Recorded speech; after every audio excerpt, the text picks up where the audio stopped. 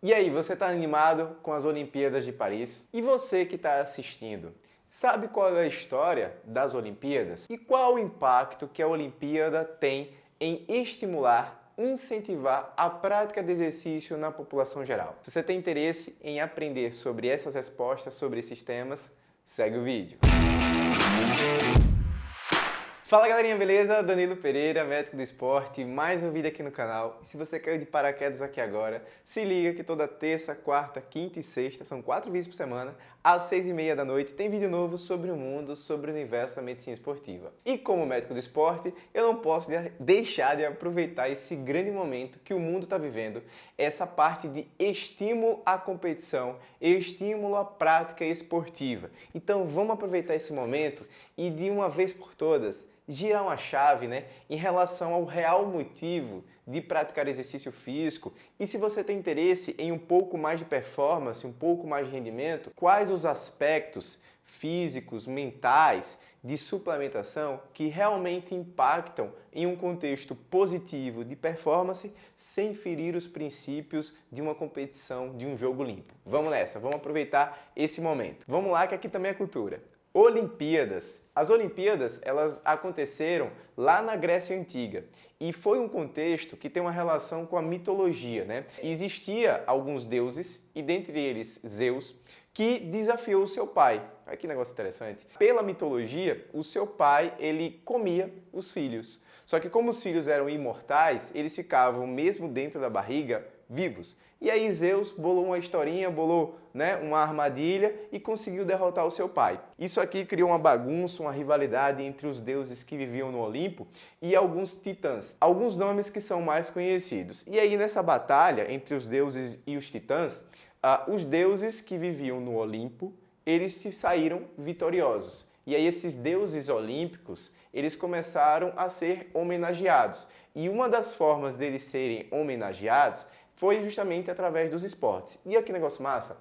Uma das cidades que começou a se destacar nessa parte de promoção do esporte foi a cidade de Olímpia. E aí pega deuses olímpicos, Olímpia, Olimpíadas, que negócio massa. Esse momento dessa prática esportiva era tão importante que as cidades-estados aí da Grécia, mesmo vivendo momentos de guerra, as guerras elas eram interrompidas para que os atletas que fossem competir, eles tivessem um foco único e direcionado para a parte de competição. E não à toa, em toda a Olimpíada, você tem um momento de pedir paz no mundo, A gente está passando por um processo que talvez a gente não conseguisse mais imaginar, que seria um mundo vivendo guerras, guerras regionais, talvez guerras com maior potencial de serem escalonadas e um receio, um medo da gente passar por uma nova guerra mundial, Tem umas coisas aí acontecendo que a gente não pode deixar para lá. E por que não reforçar esse pedido de paz no momento, Que a gente está vivendo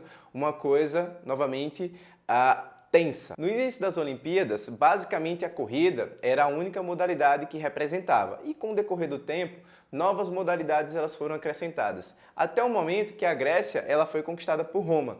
E vejam só, qual era o intuito das Olimpíadas? Faziam homenagem a Zeus, que Zeus era considerado um deus pagão.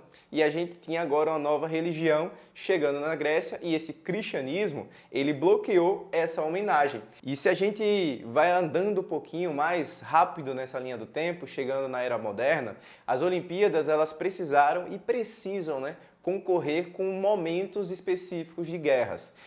Tivemos alguns momentos, Primeira e Segunda Guerra, que a competição dos Jogos Olímpicos elas foram suspensas, mas a gente teve num momento da Alemanha do nazismo, em que você tem aquela tendência de uma vitrine daquela ideologia política de ser levada ao ápice da competição. Então, a minha raça ela é tão melhor, tão superior que vai conquistar todas as medalhas. E não foi especificamente isso que aconteceu. Inclusive, a gente tem um atleta negro que ganhou pelo menos 4 medalhas, Inclusive, isso não foi o que aconteceu. Tiveram atletas negros que ganharam medalhas, inclusive na frente do próprio Hitler, e aí é um momento que fica registrado, gravado por toda a história. E toda essa visibilidade, essa repercussão, né, que os Jogos Olímpicos conseguem conquistar, é o maior evento esportivo do mundo.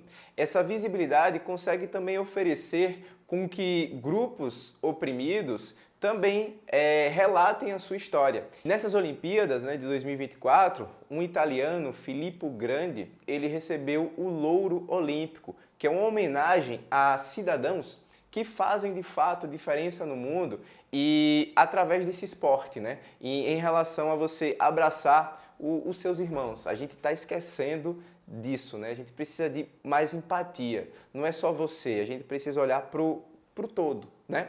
E a gente passou por esse período recente da pandemia, né, que a gente teve as Olimpíadas de Tóquio, que foram um ano antes do previsto, em que a atenção, né, aquela demanda que estava reprimida, ela foi um pouco mais direcionada e tivemos grandes conquistas, grandes promessas, né? Por exemplo, a gente pode citar o efeito da Raíssa Leal, nossa fadinha, que aí a conquista da medalha dela, você teve um aumento na venda de skates.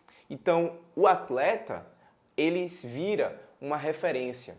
O atleta, ele é um espelho para a nossa sociedade. Rebeca Andrade também conquistou os nossos corações e é esse ponto que a gente precisa aproveitar. Vamos pegar bons exemplos para que as nossas crianças, os adolescentes e, por que não, também os adultos, usem isso, usem essas histórias, né, da parte de competição, dedicação, superação. A gente tem também outros exemplos, como a Nathalie, que foi uma esgrimista, que é uma esgrimista brasileira, que competiu com um tumor na coluna, com indicação cirúrgica, e mesmo assim vai na raça, tenta dar o seu melhor, o seu 100%, porque isso é o esporte, é você ter aquela superação, você dedicar o seu 100%. Se a vitória vai vir ou não, não importa. A sensação, né, que o atleta tem, que deu o seu melhor, que deu o seu 100%, é isso, gente, que você que porventura está assistindo esse vídeo precisa captar. Então vamos botar para a nossa realidade, para o nosso dia a dia. Você, cidadão comum, como é que você consegue superar os obstáculos, as dificuldades financeiras, dificuldades de tempo? Por que não para praticar um exercício, para praticar uma modalidade, pensando não em ir para uma Olimpíada, mas pensando em otimizar o seu rendimento? Porque para que você consiga trabalhar bem, cuidar bem da sua família, se sentir bem, render 100%, a gente precisa modificar os nossos hábitos, o nosso estilo de vida. O nosso corpo, o nosso cérebro, eles não só se beneficiam, como eles requerem o movimento para funcionar bem, para funcionar em uma média ali próximo, né, do seu 100%, daquilo que a sua máquina foi feita para fazer. Só que por questões de tecnologia, a falta de educação, falta de orientação em relação ao porquê fazer exercício, políticas públicas que porventura, né, limitam, dificultam a prática do exercício. Por exemplo, sua cidade tem algum local para você fazer uma prática de exercício ao ar livre? Tem alguma academia, algum local que você consiga se deslocar? Tem ciclofaixa para você ir, por exemplo, de bicicleta da sua casa para o seu trabalho? Tem arborização? Como é que está a segurança pública? Então isso tudo vai impactar nesse contexto, né? Positivo ou negativo, na ação. Então quando a gente pensa no cenário ideal, a gente precisa ter uma interação, essa motivação, essa forma de você direcionar a sua atenção, a intensidade para a prática do exercício precisa ser tanto intrínseco, precisa ser uma avaliação, uma interação pessoal com a interação do ambiente. Eu moro em Aracaju, Sergipe, e eu vou parabenizar a ação da prefeitura daqui, que terça, quinta e sábado você tem uma região na orla daqui que é fechada e permite que as pessoas consigam correr, andar de skate, andar de bicicleta, caminhar, passear, né, vendo um pouco da natureza, do mar, das árvores. E essa ação, por mínimo que pareça, esses minutos que você consegue se desligar, se desconectar de uma sociedade hiperconectada, hiperestimulada, hiperfocada, que direciona para que você faça multitarefas, essa redução desses estímulos, você direcionar o foco, direcionar a atenção unicamente para aquele momento, né, para que você tenha a sensação de liberdade, de prazer, isso tudo impacta positivamente em saúde, qualidade de vida, reduz chance de adoecimento, aumenta a expectativa de vida. Então, assim, o contexto global, as ações, novamente, elas precisam estar intrínsecas, intercaladas entre o que você tem dentro de você e o que a sua cidade proporciona para que você consiga executar.